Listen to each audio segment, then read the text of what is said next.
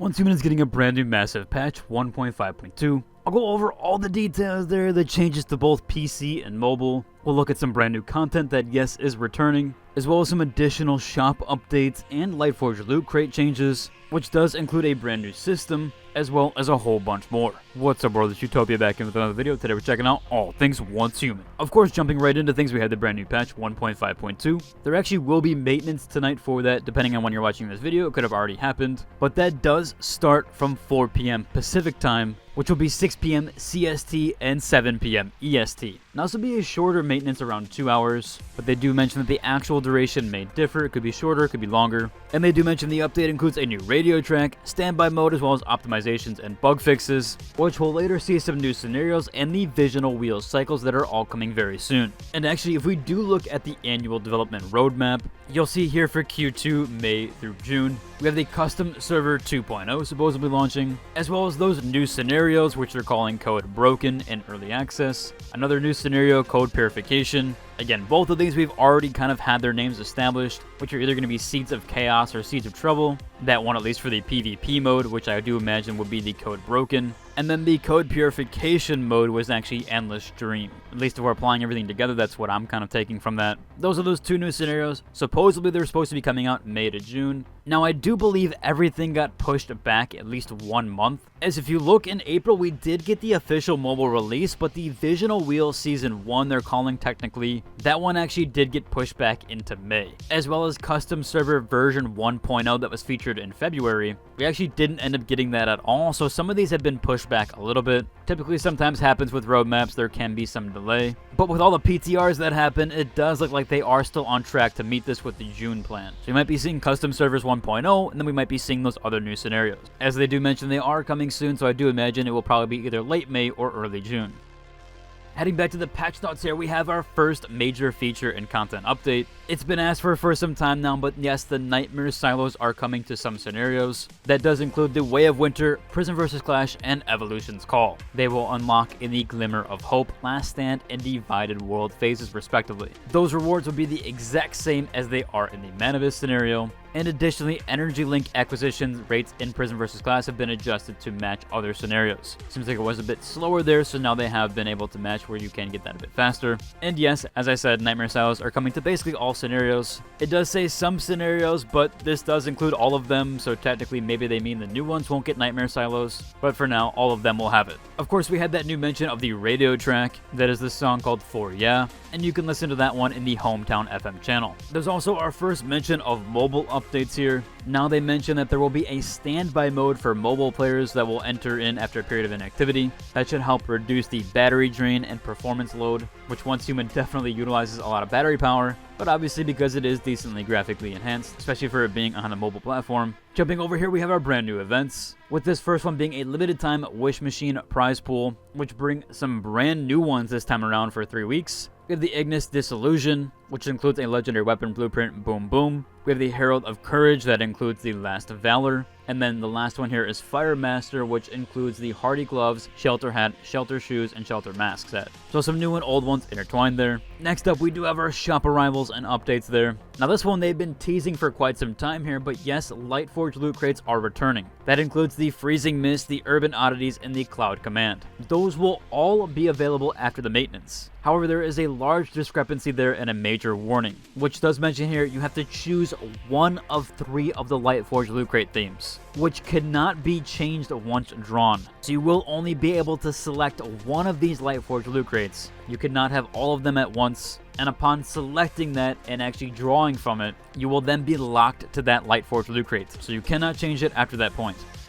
So do be wary on that. If you did want to select one of these, you will have to select only one. They mentioned that everything stays the same. The original draw probability, redemption cost, and guaranteed system of each Lightforge loot crate will remain unchanged. And your draw progress from previous runs is retained, which could sway you on which crate to actually select. If you had progress on one of the others, you might want to select that. Just do be wary on all of that. Of course, they do mention it is now shared across all characters under the same account, and you can even switch characters to participate in different purchases. Since those Lightforge loot crates are returning, the Nightbloom sect is actually being removed from sale on May 8th, so while this one gets loaded in, the other one will get pushed out. There actually is some additions there with the Lightforge loot crate fashion animations. So the Bright Cloud Light and the Doomsday Dominator now feature animations that activate when firing. You can check out both of those here. When you actually do fire, you can have an animation, and that applies to the Doomsday Dominator as well. Again, I'm sure you'll be able to turn those off, but they do have some pretty cool new animations for them. As we've seen before, the Lightforged Loot Crate items usually have idle animations. In this third set here, which is the Ethereal Feathers, that actually has one when you roll, which looks really cool. I hope they add this to all of them, but this one by far is probably my favorite of the bunch there, at least with that new animation. We're actually getting an additional shop update here. That is for the new Epic Plus Material Skin Pack, which is the Springtime Terraced House Material Skin Pack. So much like the cabin or the castle, this just gives a new aesthetic to the building. There's also another major feature coming to the shop, which is a new Epic Fashion Dyes. Now, these have been teased a bunch, but they are actually finally coming to fruition and being released. They mentioned the popular Radiant Abyss, Sleepy Panda, and Combat Medic fashion sets can now be dyed. There's going to be 4 dye options per set, and there are 12 dye variations to collect. And you can actually purchase those with colorful badges, so those are actually technically free to grab. Pretty decent there, I would say. Sure, you could pay for them as well, but kind of cool that you can just use your colorful badges. If you've stocked up on those like I have, you can just utilize those. Pretty cool, and glad that I didn't spend mine. They do, however, mention that you must own the original fashion item in order to purchase its dyed variant. And to purchase that with colorful badges, it's going to be under Shop Other Cosmetic Tokens, and you can also or visit the Lightforged Loot Crate section in Redemption Shop. Again, both of those probably be able to use either colorful badges or pay for them. There is some additional future shop arrivals there though. These do actually come May 15th server time. Or first up here we have the Blazing Edge Dimension Territory Furniture Pack. This one looks pretty cool. It also has a computer desk area. I think this one's going to do really well like the LCD TV one, which that was actually in a Lightforged Loot Crate. It seems like they're bringing one out that isn't. So yeah, there we go. We actually do have one that isn't going to be in a Lightforged Loot Crate here and is a furniture pack. We also do have the Gravitas Fashion Set Rare that's coming out. Some 2 baseline ones there, and the male one and the female one actually look quite different from each other. So kind of cool. It's almost like owning 2 different sets. We also have the Inferno set coming out as well. That includes skins for the KFD, DE50, and the Soaker. Moving on though, we had some additional optimizations and the changes here to the overall update. And since we are talking about the shop, they have actually optimized that quite significantly. They've added a preview button for cosmetic effects in the shop screen. So if you do want to see those idle animations or those new effects, you can click to view that exclusive standing actions, the action and trigger effects. And they also added a dye preview component into the shop since we are getting those new dyes. Here's our first major change here in quality of life change. Players can now teleport to unlocked teleportation towers from any location. So no longer will you need to be in your house or at another teleporter. You can just teleport across the map any which way you want to, as long as you've already unlocked that tower. That's a pretty significant change there. I do wonder how that's going to affect certain scenarios, especially ones like Prison versus Clash. But still, I think for a lot of people that will help for the PvE scenarios. That also includes this here. Players can now teleport to a securement silo or dungeon after clearing it on any difficulty. So no longer will you need to run from a teleporter to the actual dungeon. You can just teleport right to the dungeon. I do think that one's a decent quality of life change, especially since the teleporters are so close to them. They do mention that if you cleared a dungeon before the update, you can unlock the teleportation by clearing any dungeon again. I do believe they mean only one dungeon, and then it will unlock all those on the map that you've already cleared. It probably just needs to have that update in place there, although you might have to clear the dungeon again in order to unlock its teleportation. There's an optimization here for items and backpacks, where they have improved how items crafted with selected materials stack. Those will now stack if the effects match, regardless of the crafting material used. We had another combat optimization here. This one applies to the mobile version, where they actually added an option for auto fire delay setting. So currently, if you didn't know, in the mobile version, you actually can toggle on auto fire. That is when you're aiming at anything, it will automatically fire your weapon for you. And I actually had to do some digging for this feature, as it was automatically selected, I believe, when I first played. But you do have to go into your settings and then turn that option on,